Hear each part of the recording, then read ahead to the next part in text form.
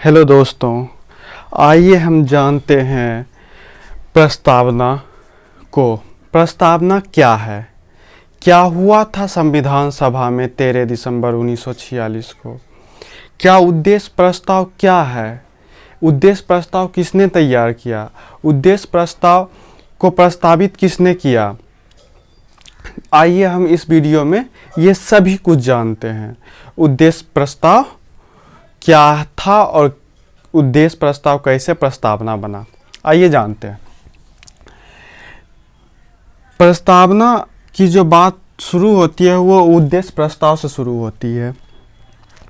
संविधान सभा की प्रथम बैठक चल रही थी और प्रथम बैठक के दौरान ही 13 दिसंबर 1946 को उद्देश्य प्रस्ताव नेहरू के द्वारा, जवाहरलाल नेहरू के द्वारा रखा जाता है। जवाहरलाल नेहरू के द्वारा रखा जाता है, लेकिन उद्देश्य प्रस्ताव को बनाया जिसने था, जो स्वरूप तैयार किया था वो मोतीलाल नेहरू ने किया था। ध्यान रहे, स्वरूप मोतीलाल नेहरू ने तैयार किया था, जबकि उद्देश्य प्रस्ताव को संविधान सभा के समक्ष जवाहरलाल नेहरू ने रखा था। 13 दिसंबर 1946 को उद्देश्य प्रस्ताव को रखा गया संविधान सभा के समक्ष, और इसको जो स्वीकार किया गया वो दूसरे संविधान सभा के बैठक के दौरान 22 जनवरी 1947 को इसे स्वीकार कर लिया गया और यही उद्देश्य प्रस्ताव जाकर बाद में प्रस्तावना बना। और ये कुछ था इस प्रकार कि कब स्वीकार किया गया, कब उद्देश्य प्रस्ताव आया। अब हम जानते हैं भारत की जो प्रस्तावना है कितने देशों से प्रभावित है। भारत की प्रस्तावना 4 देशों से प्रभावित है। ध्यान रखिए, भारत की प्रस्तावना 4 देशों से प्रभावित है। कौन कौन से देश?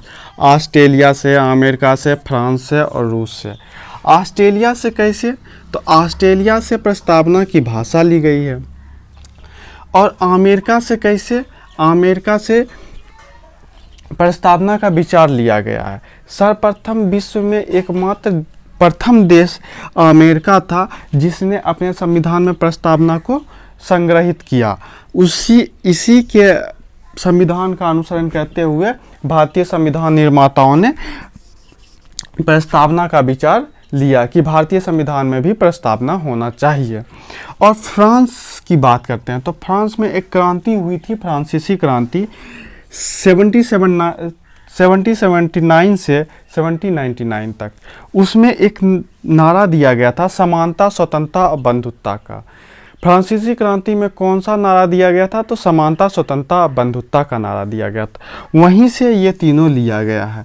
तो भारतीय प्रस्तावना में समानता, स्वतंत्रता, बंधुत्ता की जो बात कही गई है, तो भारतीय प्रस्तावना में एक प्रकार की स्वतंत्रता की बात कही गई है। समानता की बात करें तो 2 प्रकार की की गई है, अवसर और प्रतिष्ठा की। और स्वतंत्रता की बात करें तो 5 प्रकार की गई है। कौन कौन से? विचार, अभिव्यक्ति, विश्वास, धर्म और उपासना। कितने प्रकार की स्वतंत्रता? 5 प्रकार की स्वतंत्रता। विचार, अभिव्यक्ति, धर्म, विश्वास और उपासना। विचार, अभिव्यक्ति, धर्म, विश्वास और उपासना की स्वतंत्रता की बात कही गई है। ध्यान में रखने योग्य बातें हैं ये। अब रूस की बात करते हैं। रूसी क्रांति 1917 में हुआ। रूसी क्रांति 1917 में जो हुआ उसमें न्याय का नारा दिया गया कि हमें न्याय दो, हमें न्याय दो। रूसी क्रांति में क्या किया गया कि न्याय का नारा दिया गया, हमें न्याय दो। इसी से प्रभावित होकर भारतीय निर्माताओं ने भारतीय संविधान के प्रस्तावना में न्याय शब्द को जोड़ा। और भारतीय प्रस्तावना में 3 प्रकार के न्याय, सामाजिक, आर्थिक और राजनीतिक न्याय। कितने प्रकार के न्याय हैं? सामाजिक, आर्थिक और राजनीतिक न्याय हैं। ये ध्यान में रखने योग्य बातें हैं। अब सुप्रीम कोर्ट के जो प्रस्तावना पे कुछ जजमेंट आए हैं उसको देखेंगे। 1950 से 1960 तक यह मानना था कि प्रस्तावना में संशोधन संसद कर सकती है, लेकिन यह भ्रम सुप्रीम कोर्ट का एक जजमेंट आया बेरुबारी बाद 1960 में, यह भ्रम ही तोड़ दिया कि संसद संविधान में संशोधन कर सकती है। स्पष्ट रूप से सुप्रीम कोर्ट ने कहा बेरूबारीवाद में प्रस्तावना संविधान का अंग नहीं है, जिस कारण आप इसमें संशोधन नहीं कर सकते हैं। ध्यान से देखिए कि बेरूबारीवाद 1960 में सुप्रीम कोर्ट कहता है प्रस्तावना संविधान का अंग नहीं है, आप इसमें संशोधन नहीं कर सकते हैं। उसके बाद एक और जजमेंट आता है 1967 में, गोलकनाथवाद 1967, और उसमें सुप्रीम कोर्ट कहता है प्रस्तावना संविधान की आत्मा है, प्रस्तावना संविधान की आत्मा है और यह अपरिवर्तनीय और शाश्वत है। मतलब कुछ चीज़ें हैं जो शाश्वत है, जैसे हम जन्म लिए हैं तो मरना शाश्वत है, ठीक उसी प्रकार सुप्रीम कोर्ट ने कहा कि गोलकनाथवाद 1967 में कि प्रस्तावना संविधान की आत्मा है, जिस कारण यह शाश्वत है और अपरिवर्तनीय है। जैसे हम जन्म लिए हैं तो मरेंगे, शाश्वत है, इसे कोई बदल नहीं सकता, यह भी अपरिवर्तनीय है। लेकिन एक केस आया केशवानंद भारती बनाम केरल राज्यवाद 1973 ईस्वी में यह केस हुआ। इसमें सुप्रीम कोर्ट ने जजमेंट दिया कि प्रस्तावना में संशोधन किया जा सकता है, प्रस्तावना में संशोधन किया जा सकता है, लेकिन उसके मूल ढांचे को प्रभावित किए बिना, उसके मूल ढांचे में प्रभावित किए बिना। तो संसद को यह अधिकार मिल गया कि प्रस्तावना में संशोधन कर सकते हैं। तो संसद ने अपने अधिकार का प्रयोग करते हुए 42वां संविधान संशोधन 1976 में प्रस्तावना में संविधान संशोधन करता है। प्रस्तावना में 42वां संविधान संशोधन 1976 के तहत संशोधन किया जाता है। यह संशोधन जो होता है प्रस्तावना में स्वर्ण सिंह समिति के आधार पर होता है, की अनुशंसा पर होता है, स्वर्ण सिंह समिति की अनुशंसा पर होता है। इंदिरा गांधी की सरकार थी उस समय, इंदिरा गांधी की सरकार थी। इंदिरा गांधी जो प्रधानमंत्री बनी है, प्रधानमंत्री के रूप में उसका कार्यकाल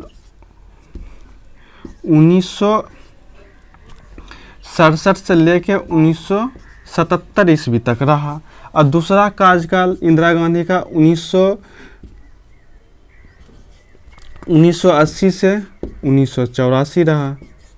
ये ध्यान में रखने योग्य बात है, पूछ लिया जाता है। और इंदिरा गांधी को जो भारत रत्न मिला वो 1971 में मिला, 1971 में इंदिरा गांधी को भारत रत्न मिला।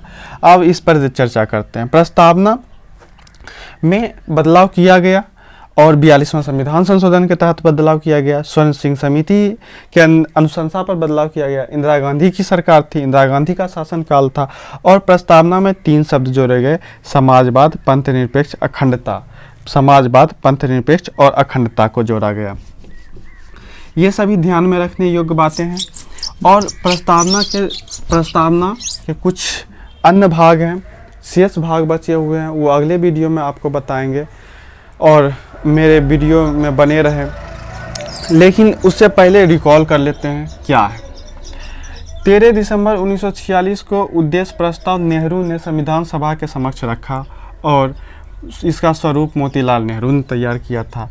22 जनवरी 1947 को उद्देश्य प्रस्ताव को स्वीकार कर लिया गया।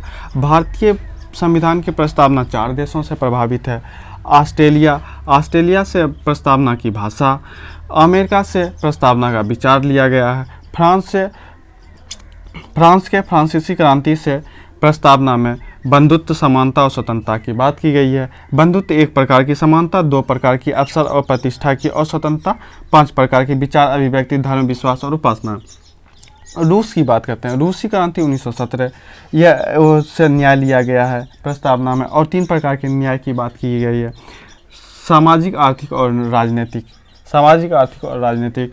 और प्रस्तावना पर जो सुप्रीम कोर्ट के जजमेंट आए हैं, कुछ मुख्य जजमेंट तो इस प्रकार हैं। 1950 से 1960 तक यह मानना था कि संसद प्रस्तावना में संशोधन कर सकती है, लेकिन बेरूबारीवाद में यह स्पष्ट कर दिया सुप्रीम कोर्ट कि 1960 में जजमेंट आया बेरूबारीवाद का और सुप्रीम कोर्ट ने यह स्पष्ट कर दिया प्रस्तावना संविधान का अंग नहीं है, आप इसमें संशोधन नहीं कर सकते हैं। ठीक उसी प्रकार गोलकनाथवाद 1967 में सुप्रीम कोर्ट का जजमेंट आया और बोलता है प्रस्तावना संविधान की आत्मा है और यह शाश्वत और अपरिवर्तनीय है। फिर केशवानंद भारती बनाम केरल राज्यवाद 1973 में सुप्रीम कोर्ट ने अपने जजमेंट में कहा, प्रस्तावना में संशोधन हो सकता है लेकिन उसके मूल ढांचे को प्रभावित किए बगैर। तो प्रस्तावना में संशोधन होता है 42वां संविधान संशोधन 1976 में, स्वर्ण सिंह समिति के आधार पर होता है, इंदिरा गांधी की सरकार होती है और 3 शब्द जोड़ा जाता है, समाजवाद, पंथनिरपेक्ष और अखंडता। अगर मेरा वीडियो अच्छा लगे तो मेरे वीडियो को लाइक करें और चैनल को सब्सक्राइब करें। प्रस्तावना का अगला भाग आपको अगले वीडियो में मिलेगा।